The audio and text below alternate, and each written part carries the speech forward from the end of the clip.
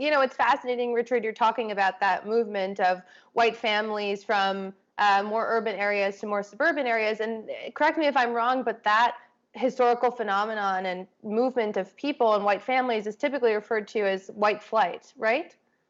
Yes, but of course it was not, it was white subsidization to move out of urban areas. This white flight was not a spontaneous thing. This was something that was created by the federal government with these FHA policies. And I think that's an important point to make, is that it wasn't sort of a spontaneous thing. As you point out, that flight kind of suggests it was an intentional, systematic thing. It was incentivized by the federal government, yes. So 52 years ago, following the assassination of MLK Jr., Congress passed the Fair Housing Act, which of course banned any form of racial discrimination in housing. So that's 52 years where, in theory, it's been illegal to discriminate against people when they're renting or buying a home or getting financing. But you argue that the damage that was done in America prior to the Fair Housing Act has multi-generational impacts, because Black families weren't able to accumulate wealth through their homes in the same way that white families were. Some amount of the racial inequities that we have in our society today are still attributable to housing discrimination in that first half of the 20th century. I would love, Richard, if you could sort of walk us through that history and explain how that dynamic works. Sure. That, I think, a substantial part of the inequality we have today, not just in housing, but in all spheres of economic and social life, are attributable to these federal policies. Take the example I was discussing before, Levittown or Westlake or any of the others.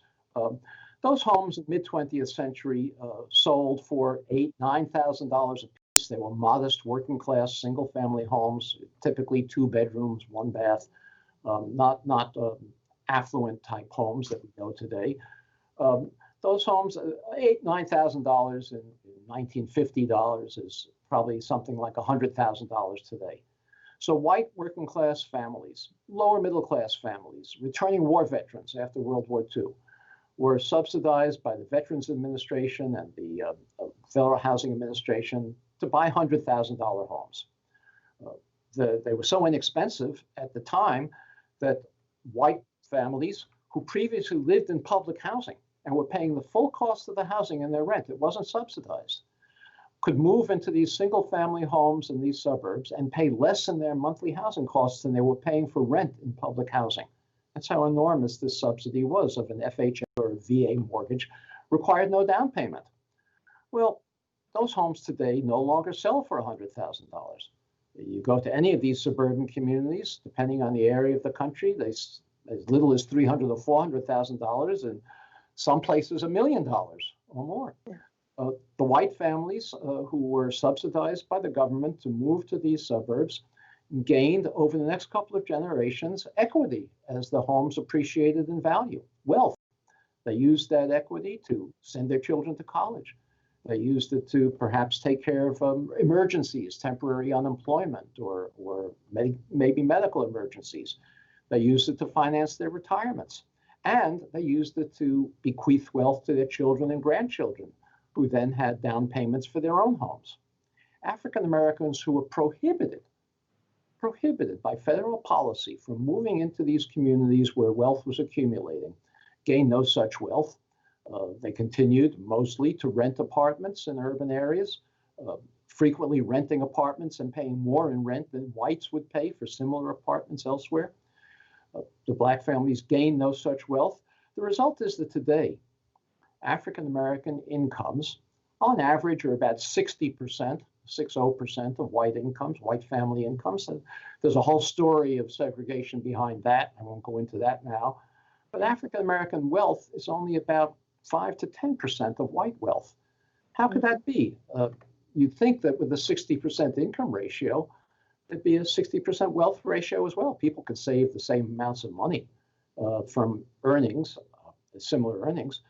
The difference, the enormous difference between a 60% income ratio and a 10% wealth ratio is entirely attributable to unconstitutional federal housing policy that was practiced in the mid-20th century and that's never been remedied. So yes, we passed the Fair Housing Act in 1968. we said to African Americans, okay, in the Fair Housing Act, now you can move to Levittown. We're no longer prohibiting you from doing it. Now you can move to Westlake, any of these other suburbs. But those suburbs are now no longer affordable to working class families of either race. It's not just African Americans. Working class families, unless they have down payment assistance from their parents, can't move to these places, can't buy homes and start families there. So the Fair Housing Act, of course, it gave African Americans who happened to be wealthy the opportunity to move to these places for the first time, but it couldn't remedy the segregation that was created by the policies in the mid-20th century. In Levittown, for example, today, may not have these exact figures, but I think Levittown, as a result of the Fair Housing Act, is about 2% African American. In another area that's probably 13, 14, 15% African American. So that difference between 2% and 15% is the difference that the Fair Housing Act couldn't address, simply because those suburbs are unaffordable. And if we want to remedy the segregation that we created with those policies, we have to somehow subsidize African Americans to buy homes that were once affordable to them at $100,000 and that are now unaffordable.